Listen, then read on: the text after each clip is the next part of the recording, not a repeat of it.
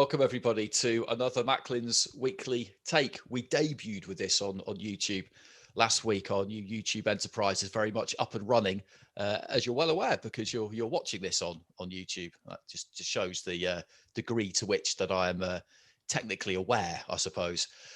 Darren's done a great job, our producer, getting a lot of content up on there. So please do continue to check that out. There'll be more coming in the coming weeks and coming months, of course. Today's episode is an easy one because, Matt, there really is only one place to start with this, and that's a very dramatic evening at the SSE Arena.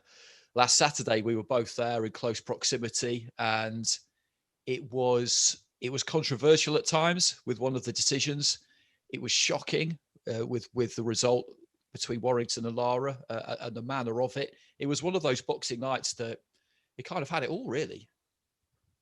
Oh, I mean, it was very, very dramatic, to say the least. The Kiko Martinez fight was a great fight. It was a better fight than I thought it was going to be. Kiko showed he's still got plenty left. Certainly at that level, whether he got enough left to win a world title, I don't probably think he has, but certainly he's not ready to just roll over yet. I couldn't. When the scores come out, I was just flabbergasted, really was. I didn't think it was an especially hard fight to score. Me and you, ironically, had exactly the same card. We got there the same way, 114, 114. I mean, there was probably only one round that was possibly a swing round, which was maybe the sixth. Which, was a close round, but I gave it to Barrett. Other than that, really, I thought it was quite clear, the rounds. So the 118, 111, I was just completely gobsmacked, as I think was everyone else. Well, I was gobsmacked. I think most people were just completely disgusted. They were fuming. There was an outrage, and rightly so. There was, and Eddie said exactly that after the fight, and yeah, we got exactly the same card. Just in case people have this idea that when I go and do the scorecards, I'm sitting on Macklin's knee and we're looking at each other's cards. That's not what happens, because when I finish commentating and don't go and do the scorecards, I leave the commentary box and I move over to the stage. So we're miles away from each other. We can't see each other's cards. We do generally get quite similar scores, but on Saturday, round by round, we had it exactly the same, and we chatted about it afterwards. And yeah, round 6 was a real tight one. We both went Barrett, but we could have gone Martinez. So the conclusion we came to really was that 6 rounds was the maximum we could have given Zelfa. With Kiko, we could have given him 7, a 115, 113 in his favour. We could see that. We couldn't really see a Barrett win. Weird though that sounds, because we had a draw. That was the conclusion we came to. The 118, 111s give 2 rounds to Martinez. It's 9 rounds to Barrett, 1 draw and 2 rounds to Martinez. And I'm really reluctant to get stuck into officials and judges and referees. It's just not something I do because it's a difficult job. But what happened there? I think I could watch that fight 100 times, and I don't think I could ever get to that card. I don't think I could even see how anyone else did. It was just shocking. It really was. Like I say, I don't think it was a particularly difficult fight to score. I think other than that 6th round, which I went with Barrett, that's probably I thought the other rounds were quite clear. Yeah, so did I. And it kind of brought back to my mind something that we talked about on the podcast with John Rawling a few weeks ago, which was that, generally speaking, now in this COVID era, commentators and viewers, TV viewers, are seeing the same thing, are watching the fight the same way, because we're that far away from the ring that we're watching the screen a lot more than we used to. And now the only people left watching the ring are the judges. And I can, in some certain circumstances, accept that a fight does look different from ringside, but not that different. And the problem is that people mentioned Vasquez against Ritson over the weekend as well. And there's a bit of a groundswell of opinion now where people are thinking that the UK is gathering a reputation for being the worst place to come if you're a visiting fighter, and we don't, we really don't want that. No, but when you see a card like that, you know, what are people going to think? They are going to think that, aren't they? And you can understand it's, you know, and it isn't 1 week. There's, like you said, there's been a few. Ritson, Vasquez. I mean, that I thought that was a shocker. I couldn't believe. I couldn't. And listen. I'm aware how fights are scored. You know, some people don't. Some people, you know, a lot of the people who are outspoken online, on Twitter, let's say, I can guarantee you the majority of those didn't sit there and score the fight with a pen and paper, round by round on a 10-point must system. They just watch the fight as a fan, like most fans do, and then at the end decide who they think won the fight. You know, so, you know, when you score it round by round, you just score it round by round. It's like literally, and then you just tally it up at the end. That's how you score a fight.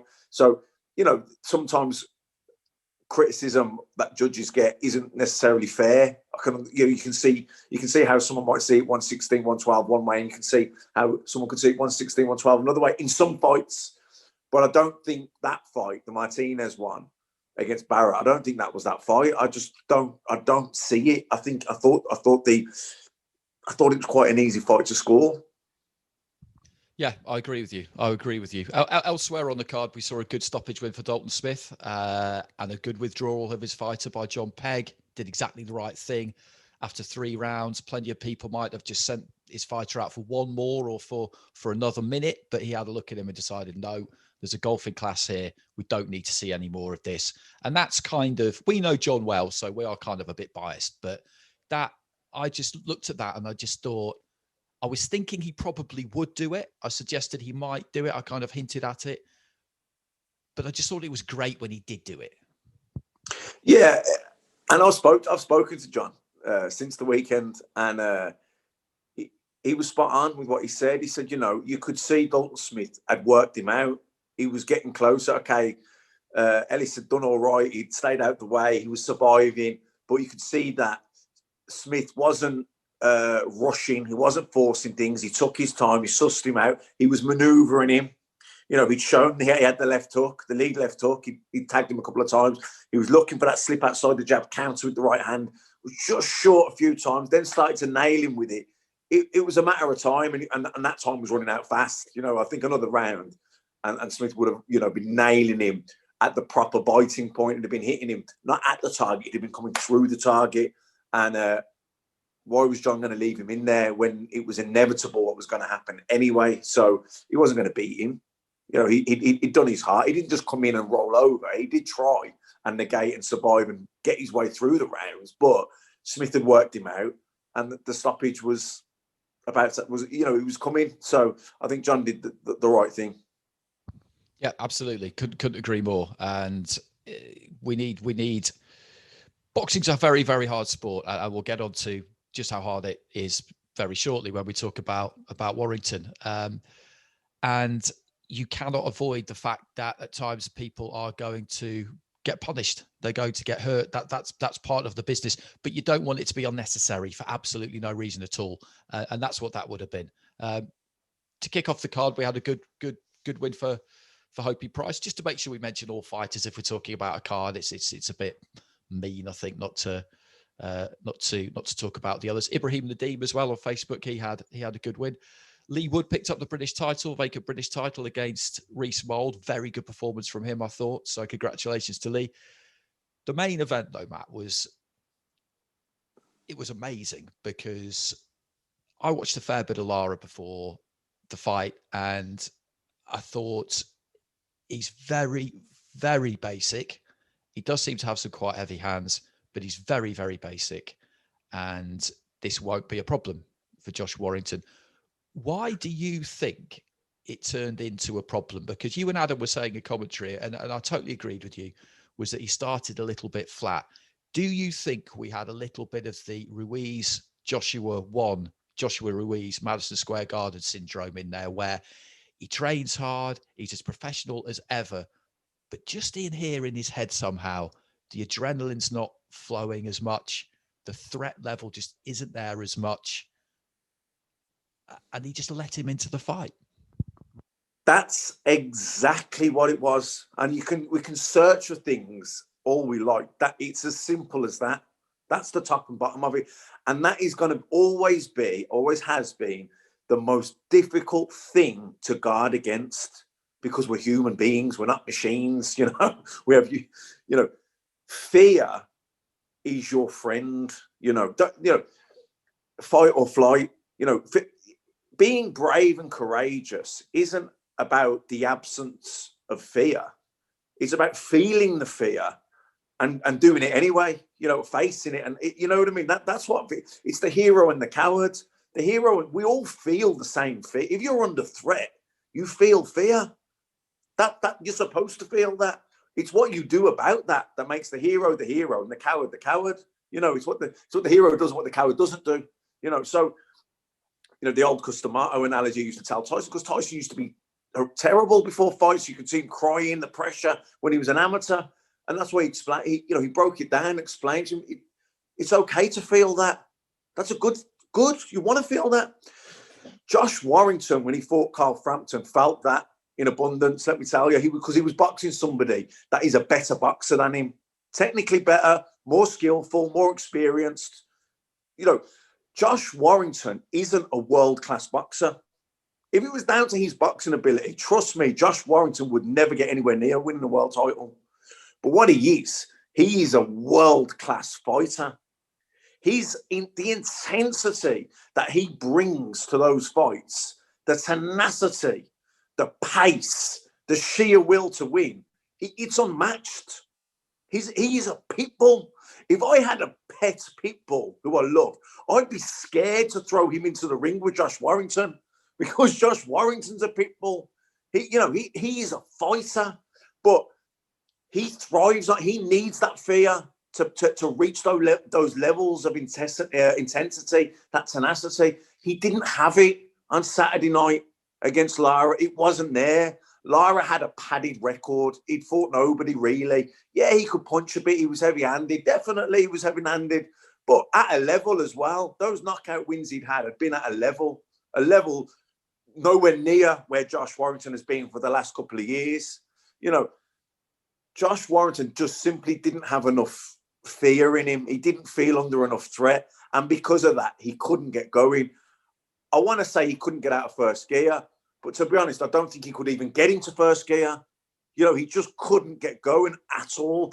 To say he was flat was an understatement. And I don't know. Yeah, I think you're going to say, why didn't he feel that? I suppose he just thought, because he's been boxing the likes of Galahad, Frampton, Selby, so then boxing a guy, this Mexican, we've all got box rec. Everyone's got box rec these days. You don't have to dig too deep. You don't have to cross-reference the Lara's record too much to realise he hasn't been anywhere near this level. Lara's not a world-class fighter. He's just produced an unbelievable win. But I don't think that was about how good Lara was. That was how bad Warrington was on the night. Now, Warrington didn't become a bad fighter overnight. So why did it happen? Mental approach, lack of fear, complacency. Sometimes when people say, oh, well, you got to be professional. Of course, you got to be professional. Josh Warrington hasn't spent the last 6 weeks on the piece. Do you know what I mean? He's trained every day. He's in great shape. He's fit. But he didn't feel under threat. Therefore, it was almost impossible for him to summons that intensity, that tenacity. It was absent. It wasn't there. And in my opinion, that's why it wasn't there, because he didn't feel under threat. So on to the issue of whether he should have been allowed to continue as long as he did, because that's what people have really been debating. In the fourth round, he was really badly hurt. He was badly hurt even before he went down. You could see that he'd been stunned and his legs weren't really behaving, but he managed to stay up, and then eventually he got dropped. So it was a much more impactful, damaging round than an ordinary 10-8, if you like. It just was. And again, the parallels with Joshua Ruiz, you looked at that, and an experienced eye would know that it's going to be very difficult to recover from that. When Howard Foster got him on his feet, or rather when he regained his feet, and he asked him to walk towards him and checked him out to see if he was fit to continue, do you think he was? No, he wasn't fit to continue, really. It's a bit of a tough one because,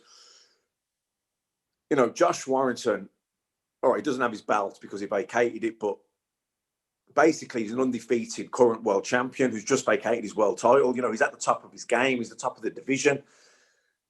It's you want, as a ref, you know, he doesn't want to stop that fight too prematurely. He wants to give him every opportunity, you know, and he made it to the end of the round. So I don't think it's the refs. I wouldn't put it on the ref in this case. I think more on his corner. You know, I think the corner, he got back to the corner. I think it's more on the corner to think, you know what, this fight, it's gone now. He's concussed. He's not reacting. I think it was the corner's job to pull him out more so than the referee's job to stop it. Because actually, he could have stopped it in that fourth round. But like I say, he probably wanted to give him every opportunity because of who he is and where he is. If it had been the other way around, I think he definitely would have stopped it, you know. Then after that, there was no obvious sort of point for him to probably jump in and stop it. You know, it's not like he went, you know, until he did at the end. But I think from his trainer's point of view, his father's point of view, he knows he's not reacting. I think the responsibility is more so on the trainer to have stopped that fight as opposed to the referee. It's just such an interesting debating point. It's watching it from close proximity. We're not at ringside at the minute, but we're close enough. And on the presentation stage, actually, if you go right up against the barrier, which is where I watch it from to do the card, you are pretty close. You could see that he wasn't really, he just wasn't recovering, really. He'd recovered as much as you could probably expect someone to. You remember the fight at Wembley between Klitschko and Joshua, where Joshua was in all sorts of trouble. He got put down, he punched himself out, he looked absolutely gone. But he managed to get through it. And then all of a sudden we saw, maybe after 9 rounds it was, I can't remember exactly, 8 or 9 rounds, his legs were back. You could see that they were strong again. And he was back. He was back in the room. That wasn't the case with Josh. He was never back in the room. And it never really looked like he would be back in the room. Everybody's piling in on his dad in the corner for not stopping it sooner. But when the stakes are high, and I know it wasn't a world title fight, but it may as well have been because it was supposed to lead on to something really big. I mean, do you understand why they didn't? Do you understand how it happens that you leave someone in? No, I understand how it happens. Like I say, I don't blame the referee for letting the fight go on because apart from the fourth round, there was no the corner though. I mean, the corner really. Yeah, no. Look, you know, you've got to react to what's happening, not to what you want to happen. You know, hoping for the best in a situation like that. No, it's not. You've got to be in reality, and you've got to react to what's happening, not what you hope to happen. It's like you can't be in denial about what's going on. You know, he's out. He's not. I don't think he's not coming back from this. You could see even from the. I thought he looked terrible from the start. I thought he looked off flat from the very first round. Like I say, I think his mental approach, his mindset, mental approach, it's everything in sport. I mean, in boxing, probably more so because it's just you, that one person. It's everything. And especially when you're a fighter like Josh Warrington, whose attributes are his mental toughness, his intensity. That's all mindset stuff, really. You know, it's not his technical ability, his skill set. That's not why he's a world champion or a world-class fighter. It's all the internal stuff with Josh Warrington that makes him who he is. And for that not to be there, he's down several levels then, you know. And the stoppage, no, look, I don't. The referee is the same referee who stopped George Groves against Carl Froch. Now, he stopped that prematurely. He did. Now, Groves was hurt and he was out on his feet a bit, but he was still there and he was in the fight. And, you know, the fight it had been and everything. He jumped in prematurely. Listen, I think Froch would have done him anyway, but he definitely stopped it too soon. And look, he's a human. He's not immune to criticism. He'll know what got said there. So maybe he let this one go too long. But even at that, I still wouldn't necessarily blame the ref too much because the bell did come. He's a world champion. He's undefeated. He gave him every opportunity. He got back to the corner. Did the head clear in the round, in the minute's respite? No, it didn't. I think it was on the corner to think, you know what? This fight has just gone to shit. And you know what? will have to come again and save him from those extra few rounds of a beating. Yeah, it's. I think that's a good kind of summary, a good call. So, just one more quick call on this, and then we'll move on. What does he do now? Because I mean, Saturday was for his career. It was a complete disaster. There are no positives to take from this, none whatsoever. Because if you're one of these other fighters, a titleist, even though you've seen that happen to Warrington and you think he might be damaged goods and an easier fight now, why would you want to fight him? Why would you want to? Because he just doesn't. What would be he doesn't. There's nothing in it for you now, is there? Look, but bar Saturday night and him underperforming and his mindset not being right and all the rest of it. If you take the Josh Warrington before Saturday night, so assuming you get the Josh Warrington who's Josh Warrington, he's never going to be an easy fight for anyone, because he's got a good chin. He sets an unbelievable pace, and his sheer will to win. It's unmatchable, if that's even a word. He just goes at it. So look, you're never going to pick a voluntary defense against him, really. He's a tough fight. So I don't know. And also it's the injuries now as well. I've read that he's fractured his jaw or broken his jaw. So he got concussed in the fight. I mean, he's going to need a long rest to heal and to recover. And he's already been out the ring for 15 months. He's vacated his title. I was thinking about all this. So I drove home after the fight because I was wired, because it was such a one of those nights. I was wired. So I actually didn't normally have a hotel and I'd stay, but I jumped in the car and I drove back. And I was thinking about Josh Warrington. I was thinking, because I really felt sorry for him. I really, really felt sorry for him. I just thought, how cruel boxing can be. I mean, it's snakes and ladders, but he literally, that snake just before you're about to win the game that takes you all the way down to the bottom. He literally just hit that snake. I just thought he's literally gone from here to where does he go now? Is he like, he's going to be he's going to need a big rest. He's got to recover from a broken jaw. He's 30 years old. I just thought, whoa, it's a tough road back for him. It's a difficult one. I don't know the answer. No, I don't think anybody can, though. I think Matching now have options on Lara. They could do the rematch. They could not. I just wish him all the best, because he's a fighter I've got a lot of admiration for, the way he's gone about his career. And he's been a massive loser from COVID. It came at an absolutely chronic time for him. It really did. So best wishes to Josh Warrington. Final few minutes. Let's look ahead to the weekend coming. Just want to mention a fight that's going on in the USA, actually, which I'm all over like a rash. Miguel Burchelt against Oscar Valdez for the WBC super featherweight title. That cannot miss. It cannot miss. It's a brilliant, brilliant fight. And just a bit of Olympic news before I forget. So the remaining Olympic qualifiers, which are the European and the Americas, the European will happen in June. They've got 3 days into that. Some people have already qualified. They'll finish that in June. Don't know where yet. Could well be London. The Americas, they're going to get theirs done in May. The other two, the African and the Asian and Oceanian, they've been done.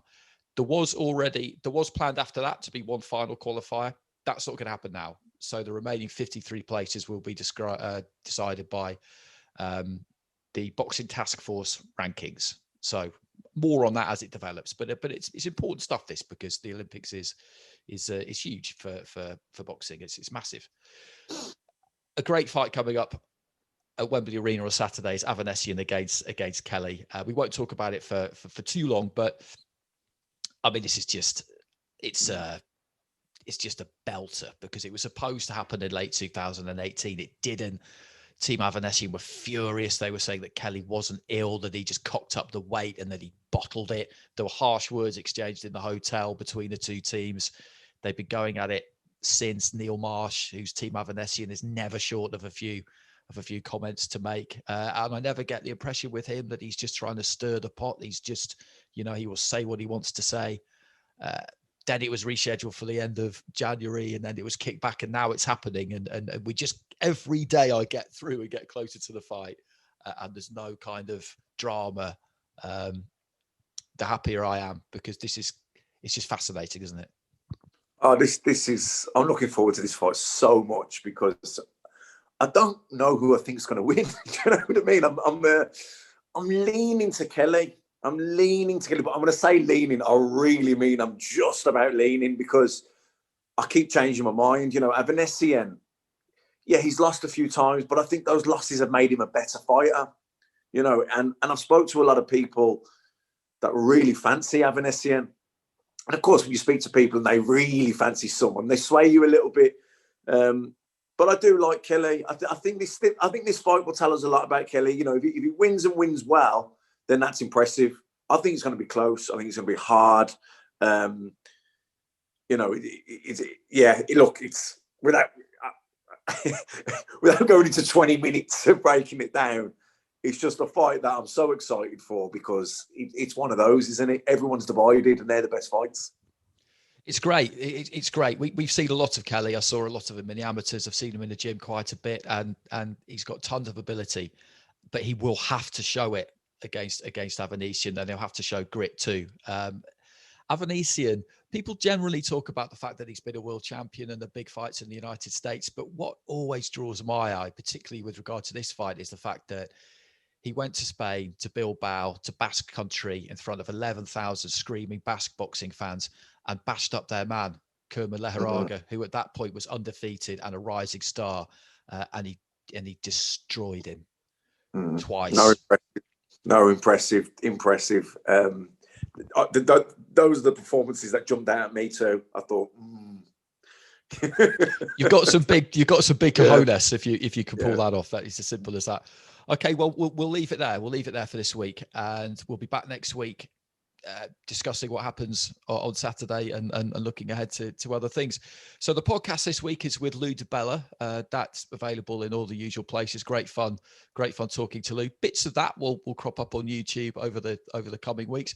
We're not going to put the full episode up on YouTube immediately. Bite-sized chunks is the way we're going to go for now. But you know, we're totally happy to be guided by all of you. So just tell us what you would kind of prefer us to do. But yeah, interesting start to the year. So take it easy. Have a good week. We'll see you next week.